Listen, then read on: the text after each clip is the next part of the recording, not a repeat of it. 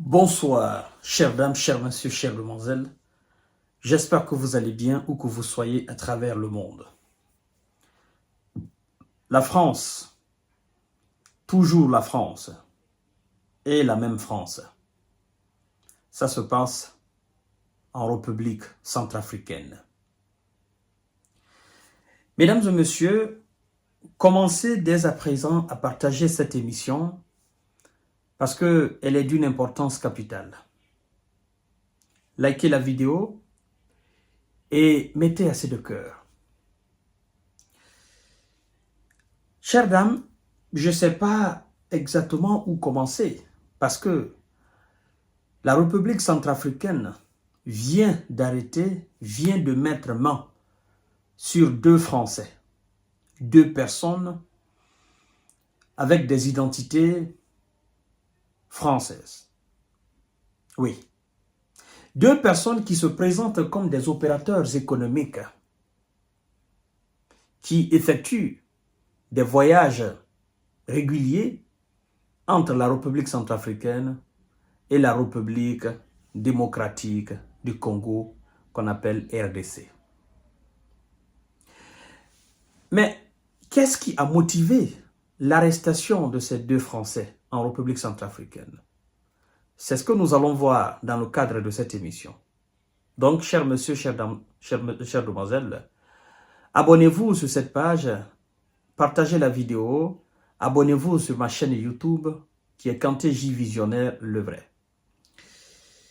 Mesdames et messieurs, après donc l'épilogue du Niger, vous savez, dans l'histoire de l'ambassade française au Niger et donc de l'ambassadeur M. Sylvain Ité, nous avons vu un individu qui a été arrêté aussi par la gendarmerie nigérienne. Et donc à bord de cet individu, nous avons fait la découverte des tenues militaires appartenant au Burkina Faso, mais aussi une certaine quantité d'armes. Et après cela, il y a eu des descentes au niveau des bâtiments qui abritaient des entités françaises. Il y a eu effectivement aussi une importante arme et des munitions qui ont été découvertes dans ces coins-là. C'est sorti à la télévision nationale nigérienne.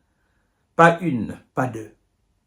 Et cette fois-ci, nous sommes en République centrafricaine. Vous savez, le mois passé, le pays a fait état d'un complot monté contre le dirigeant centrafricain.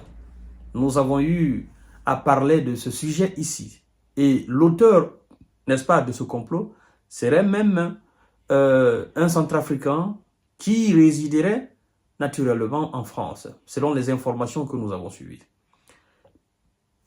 Mais aujourd'hui, ce sont deux Français, d'accord? Deux Français qui ont été arrêtés en Centrafrique. Et l'information qui nous vient de là dit ceci. Deux ressortissants français ont été arrêtés à Bangui. Bangui, c'est la capitale de Centrafrique, si je ne fais pas erreur. Des armes ont été saisies à leur domicile. Selon les premiers éléments de l'enquête, mesdames et messieurs, partagez la vidéo dans tous les groupes possibles, les suspects auraient maintenu un contact avec des leaders des groupes armés et certains officiers de l'armée nationale, relatent des médias locaux. Voilà. Des groupes armés et des officiers de l'armée nationale. Alors, ça veut dire que c'est une situation gravissime. Non seulement ils sont en contact régulier, ils ont réussi à établir un contact régulier avec des groupes armés, mais aussi ils sont naturellement en contact avec des officiers de l'armée nationale centrafricaine. Mesdames et messieurs, ce n'est pas une petite affaire. Partagez la vidéo dans tous les groupes possibles. Alors, on nous apprend aussi que les deux avaient un statut d'opérateur économique du secteur minier et ont éveillé des soupçons avec leurs activités, notamment des déplacements réguliers entre la RDC et la République centrafricaine. Alors, opérateurs économiques, nous savons combien de fois ces gens font de mal en Afrique. Ils viennent souvent sous l'étiquette d'opérateurs économiques, n'est-ce pas, de commerçants, d'exploitants dans les zones minières, mais ils ont d'autres activités qui leur apportent énormément d'argent, naturellement. Ce sont des vendeurs d'armes. Vous comprenez? Parmi eux, parfois, il y a des espions. Il y en a qui sont effectivement là pour déstabiliser les pouvoirs en place, qui entretiennent des rapports avec aussi des citoyens mal intentionnés. Vous comprenez? Alors, l'information continue en disant ceci parce que des perquisitions ont été menées. Naturellement, la perquisition de leur domicile juxtaposé à la résidence de l'ambassadeur de France a permis de saisir de nombreuses armes de guerre, des tenues militaires et une importante somme d'argent. Leur résidence est juxtaposée, n'est-ce pas, à celui de l'ambassadeur. On découvre là des armes très importantes, des armes de guerre, une forte somme d'argent. Où est-ce qu'ils ont enlevé ça? Donc, naturellement, des enquêtes seront menées. Ils seront présentés certainement au procureur de la République. Des enquêtes seront menées. Vous comprenez? Parce que des choses pareilles, on ne peut pas laisser ça. On ne peut pas... C'est quand même... sincèrement, c'est salissant au fait.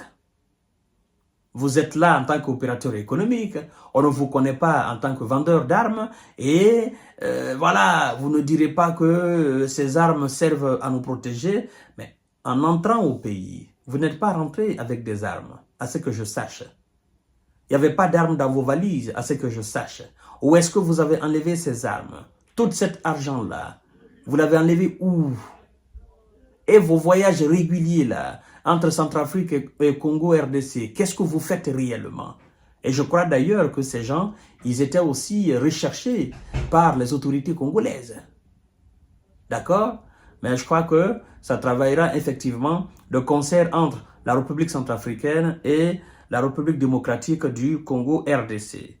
Alors, mesdames et messieurs, on nous apprend également que les deux hommes ont été arrêtés par la gendarmerie le 10 juin et se trouvent dans les locaux de la section de recherche et d'investigation.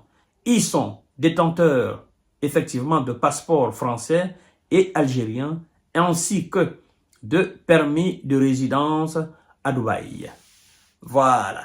Le plus souvent, c'est des gens qui ont des faux papiers. Et puis, il y en a aussi, ce sont des papiers vraiment authentiques, hein, parce que c'est des gens souvent qui ont des bras longs, des vendeurs d'armes, voilà, des espions qui ont des bras longs, qui ont la possibilité de voyager dans plusieurs pays de ce monde-là. Et donc, aujourd'hui, ces deux sont dans la main des autorités centrafricaines. Ils vont vérifier effectivement, avant de faire quoi que ce soit, s'ils méritent d'être jugés, emprisonnés, ben ça va se passer. Vous comprenez? À cette époque-là, en 2024, vous savez, mesdames et messieurs, il y a des choses qui se passaient dans l'ombre, dans les années 50, les années 60, les années 70, 80. On ne peut plus faire ça aujourd'hui. Le monde est trop éveillé. D'accord? Le monde est trop interconnecté. Voilà, les gens se connaissent. Et puis, les gens se battent maintenant pour la dignité de leur pays. Vous comprenez? Et je crois que ça va faire beaucoup de débats parce que ces gens qui sont aujourd'hui dans la main des autorités centrafricaines hein, et qui sont aussi en relation avec un certain nombre d'officiers dans l'armée nationale centrafricaine, je crois que ça va beaucoup parler. D'accord? Ça va beaucoup parler. Ils diront effectivement qu'est-ce qu'ils faisaient avec les armes, où est-ce qu'ils ont pioché ces armes, qu'est-ce qu'ils faisaient avec toutes ces sommes, où est-ce qu'ils ont gagné ça. Ils vont répondre aux questions. Et oui, on ne peut pas laisser ça passer. Pour un pays qui n'est pas à 100% stable. Nous connaissons des gens mal intentionnés dans ce pays. Voilà, mesdames et messieurs. Donc, la situation est gravissime. Hein? On attend une réaction de la part du côté français. Et puis, on va voir ce qu'il y a lieu de faire. Partagez la vidéo dans tous les groupes possibles. Et à tout à l'heure pour notre série d'informations de décortiquage.